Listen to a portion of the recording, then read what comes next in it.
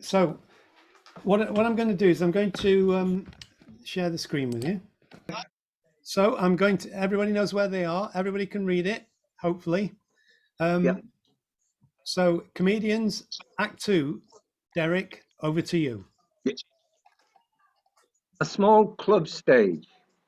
A club pianist has arrived during the interval and is just completing a medley of old favourites.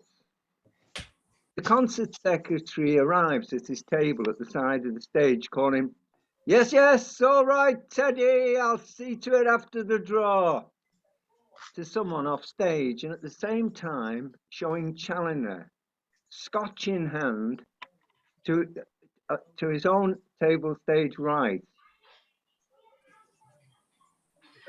Right, as announced in last week's club bulletin, there'll now be a brief interval in the bingo. Oh, God. To listen to some new comics setting their feet on the first rung of the ladder of fame. Now, this last half an hour at the most, and I'd like you to show these lads the traditional courtesy of the club. And then we'll get over straight back to bingo as soon as it's all over. Now, these are all lads who've been coached by that favourite comic of yesteryear, the Lancashire lad himself, Mr. Eddie Waters. Take a bow, Eddie. Hey. So I think we're in for it. First off, then there's a young man from Ireland, now domiciled in Moss Side. You're welcome, please, for Mick Connor. I told him not to say anything about me being Irish. I wanted to creep up on yous like.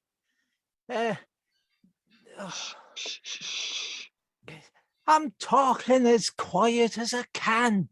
Good evening. Sorry about the bingo. Was yous ever foreigners? Any of yous? I don't mean the odd fortnight in Brighton now. I mean, like always, geez, it's a funny thing. First day in Manchester, I go looking for rooms. Your woman answers the door, a neat little thing with gouty eyes. I says, "Do you have any low terms for Irishmen here?" She says, "Yes, piss off." Mind you, that was before the blacks came to help us out, shoulder some of the white man's burden. Troublemakers. I never knew we was troublemakers till I got to England. You don't know. I mean, what are you lot, eh? Do you know? You don't have to find out, do you? Just people. You'd have to go to India or Africa or Ireland to find out. They'd tell you right enough. Well, stick around. Maybe we'll come to you. You know, even the Catholic Church is different here. I went to Mass at the Holy Name like a bloody opera. Back home in Wexford, it's more like a market. The priest charges 10% commission on all transactions and confessions. Jesus. In England, you can hear the candles melt, so you can. Your Irish priest is either half deaf or half stewed.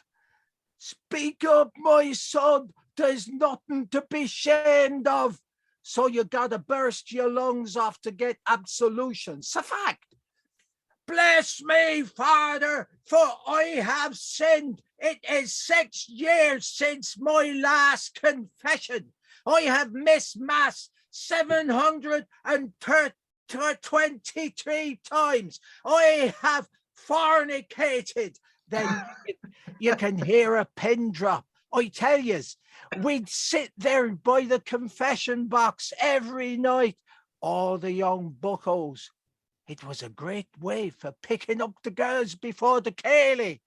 Hey, distance'll goer, 10 times with it. He me, heedy fella from Ballymadurfy.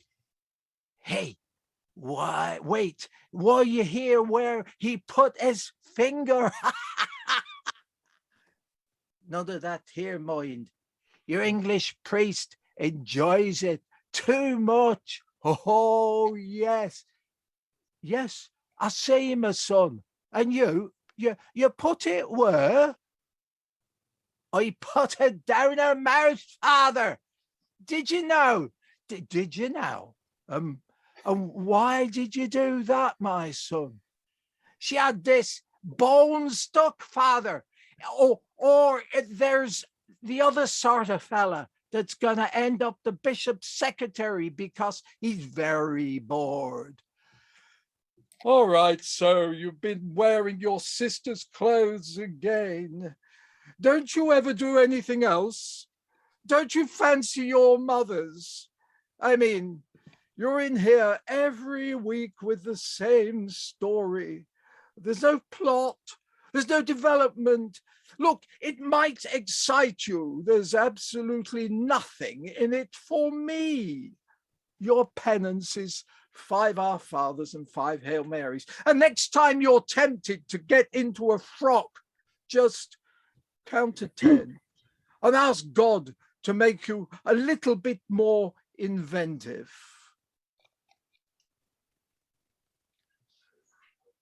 Reminds me of the old spinster lady back home.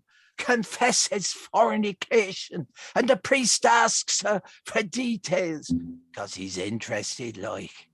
And so he can get a good insight of her through the grill. So she tells him about this wonderful night of love she spent with a tinker. And the priest says, Mary Maguire, that's the most shameful thing you ever after telling me. You a respected spinster of 73. And she says, as a matter of fact, father, I was 30 when it happened. I just like talking about it. I married an English Catholic girl, you know.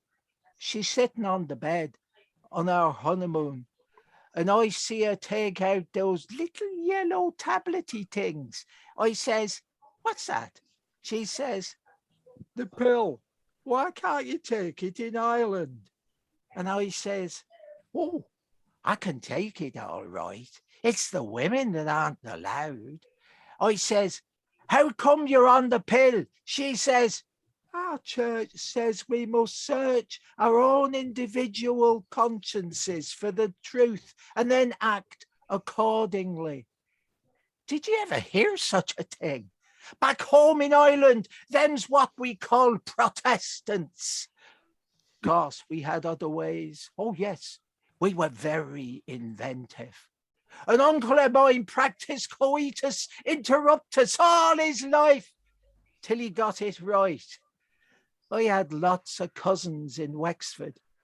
God, he was a sad man. Though, so listen, anyway, don't believe all you hear, you know. What I mean, speak well of the living, especially within earshot. And the next time you meet an Irishman, count to 10 and ask God to make you a little bit more inventive. And don't keep slapping him on the back. One day he'll stick a pack of dynamite up your jacket and blow your bloody arm off, if he didn't do it already. Like the IRA man who knocks the gates of heaven and says, St. Peter says, who are you?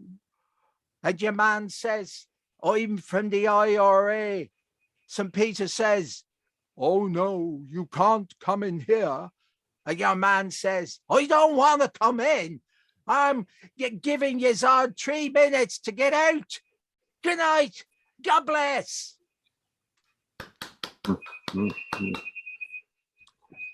Well done. Brilliant. Gosh. Manchester man now from Middleton. A warm welcome, please, Mr. Sammy Samuels.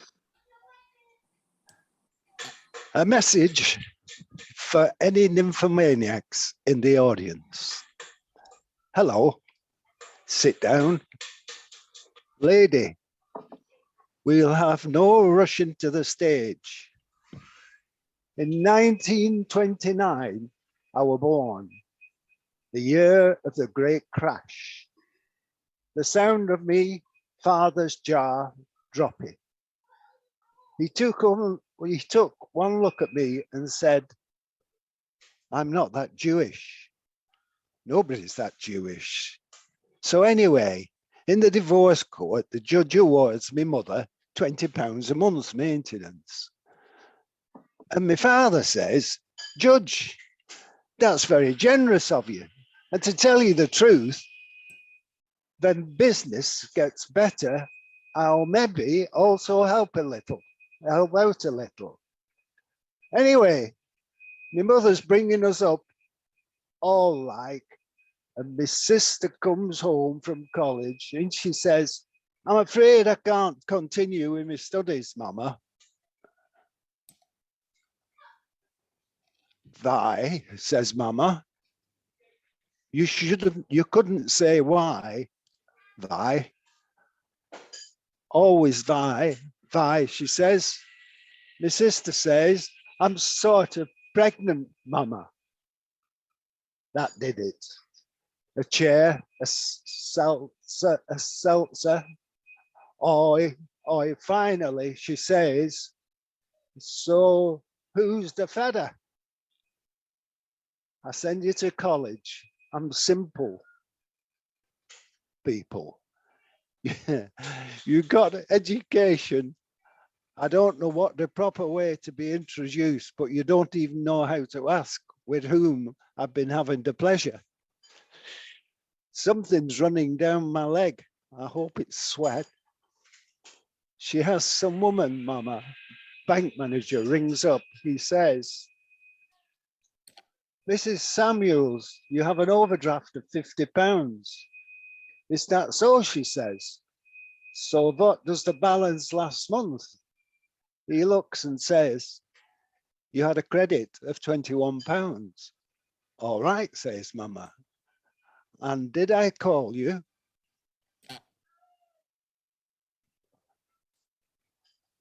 Okay, forget the Jews. Everyone else did. Here, there was this poacher, and he catches this deer.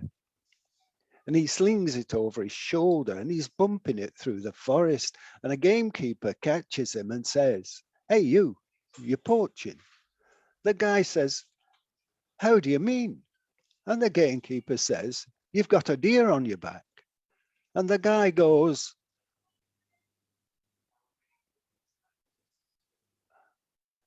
heard about the Irish lamppost? Pissed on a dog. Hear about the Irish cargo slip carrying yo-yos? Sank 44 times. The Irish water polo team drowned 12 horses. This secretary runs into the boss's office and says, can I use your dictaphone? He says, no, use your finger like anybody else. There's this West Indian tries to get a labouring job on a building site. Foreman says, no chance. I know you lot. I'll give one of you a job and you turn up the next day with a gang of your friends. He begs and pleads and finally he gets the job. Next day he turns up with a pygmy. Pygmy down there. The foreman said, what did I tell you? No friends. He says, that's not my friend. That's my lunch. What did you think of this woman's lib then? Burning bras, have you? Did you, sir, know how interesting? I burnt the wife's bra. She went bloody mad. She was still in it. I'm in a pub downtown and this liberated woman person collars me. She says, you're a brutal, loudmouth, sadistic, irrational, sexist, male chauvinist pig. I said, I suppose a quick screw is out of the question. So later in bed, I'm giving her one and she says, "You are marvelous. You're marvelous. No one has ever made me love like that before. But I'm sort of kinky. Would you mind biting my ears while you're doing it?" "Sure." On the lobes, gently like. Now she says, "You can kiss my bus real quick." Now she says, "You can put your hands round back there and pull on the cheeks." Certainly. She says, "You've slipped out." I said, "No bloody wonder. I've forgotten what I was doing. I was at that bar there earlier and I thought I'd taken a leak while it was slack. A big black bugger rushes in. 'Ah,' he says, 'just made it.' If I took a look, there's no chance of making one in white for me, is there? I'd like to thank the pianist." Thanks. Actually, he's a brilliant pianist, this man. He has a lovely touch. Actually, he got the touch off Liberace. Am I right? The other thing you got off Liberace, has it cleaned up? Okay, take care of yourselves. And if any of you ladies are accosted on your way out in the dark, handsome fellow in a white jacket and a red coronation, just remember, it's for your own good. I'll leave you with this thought. Impotence is just nature's way of saying, forget it. Another Irishman. Now, George McBrain on carrying a hand mic. The mania glance sweating freely. He wears a fine maroon evening jacket, horn-rimmed glasses on nose, frills at chest, and cuffs of royal blue shirt. In the Garden of Eden lay Adam, complacently stroking his madam, and loud was his mirth, for he knew that on earth there were only two, and he had 'em. I had 100 jokes standing back there. Now I can't remember a one of 'em. Never mind, I'm good to look at. There's this colored fella on his way to work. Don't you think that's funny? There's this very honest Jew. No favorites here. That's this very brilliant Irishman from Dublin. I tried to get the wife to come. It gets harder. I done it though. I don't say she's jealous, but she's the only woman I know. If music be the food of love, how about a bite of your maracas? I was in bed with the wife last Thursday. The wife lay there, very quiet, smoking her pipe. I leaned across and I said, "Do you fancy anything, heart?" And she said, "Yes, I fancy an African about 6'3" with a big fat checkbook." "Don't get ahead of yourselves. Naughty," I said. "Yeah? And what do you reckon he'd make of that great fat idle bum of yours?" And she said, "What makes you think we'd be talking about you?" Doesn't say a lot, my wife. Talks all the time, but doesn't say a lot. I took her to the zoo, Bellevue, to see the orangutan. Enormous, great painted what's-its like rump steak. Like Willie Whitelaw having a shower. She falls right over the wire. As sure as I'm standing here, she trips clean over the wire and lands on her back with her legs parted, her skirt up and her drawers flapping in the wind. I couldn't look. It was horrible. The big fella kind of sniffs and ambles towards her and he ends up poised above her like that. And the wife whispers, George, what shall I do? What shall I do? And I said, tell him you've got a headache.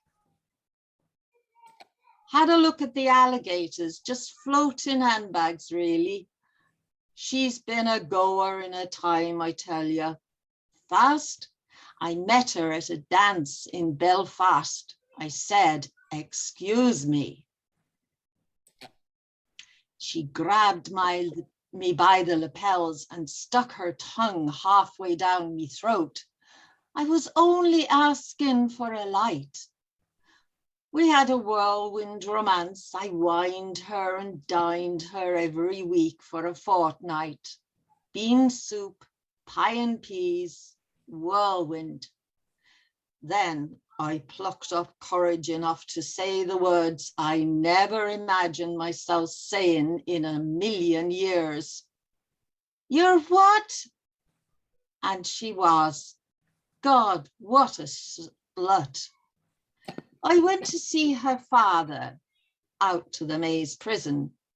Him and his 6 lads all in there together. I never saw a family like it. Ugly.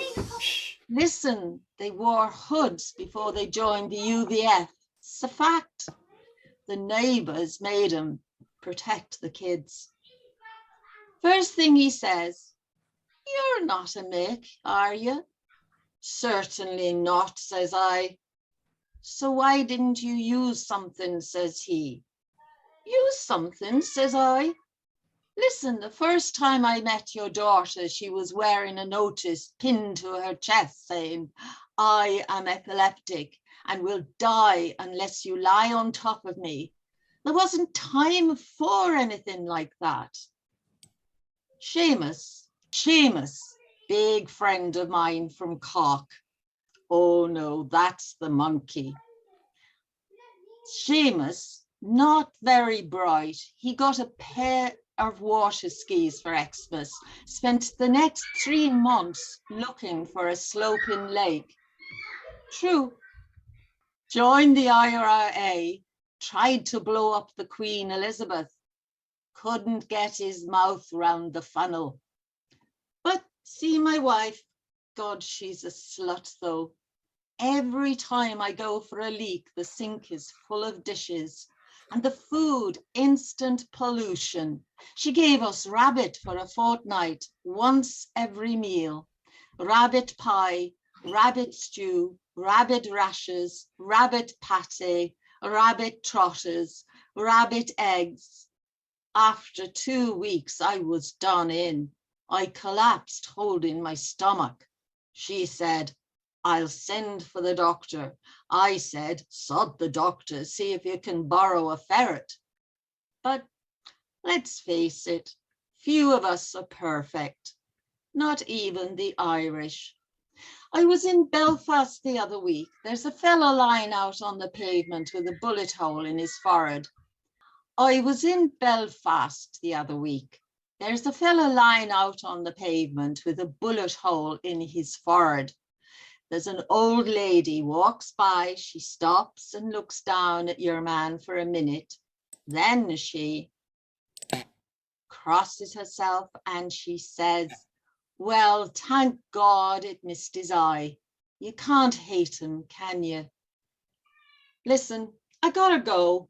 I'm wife swapping tonight. I got a bloke's greyhound last week, made a change. So listen, I'll see you're all right. I thought that was amazingly good, actually, considering you know, especially you, Gordon, you'd never seen it before, really, had you? So, Yes, I say it wasn't easy to read, not for the first time, certainly. no. No, I think that was the big difficulty, Gordon. It's I mean, the parts themselves. I mean, well done for all your valiant efforts on that. I remember talking to, as I explained to Bernard, in groups that I'd previously been involved in Liverpool, and they were afraid to take this on. And I suppose what you appreciate is the timing and the delivery is really important. And your difficulty, Gordon. I mean, because we just let it flow. I don't know if it would have helped if I'd have said, you know, think of Bernard Manning and the speed, bang, bang, bang. You know, before you went into the part, that might have helped. But you know, the lack of familiarity was good. Was made it really hard. Well, I struggled with the rhythm too, didn't I? You know, very Jewish rhythm. Yeah. The other difficulties is enjoying the content of it, because you know, like that awful sexist and racist content, you have to say and own it. You know, that's you know, you have to really relish it, and you know, say all these disgusting things about racial things and things that bring women down. So you know, and of course that's very difficult. But in terms of our audience experience of it, what are your observations about, you know, because we knew it would be difficult with just selecting a part of that second act, and I wonder if it gave you some idea about what was going on. Yep. Anybody else? We've only got another 6 minutes.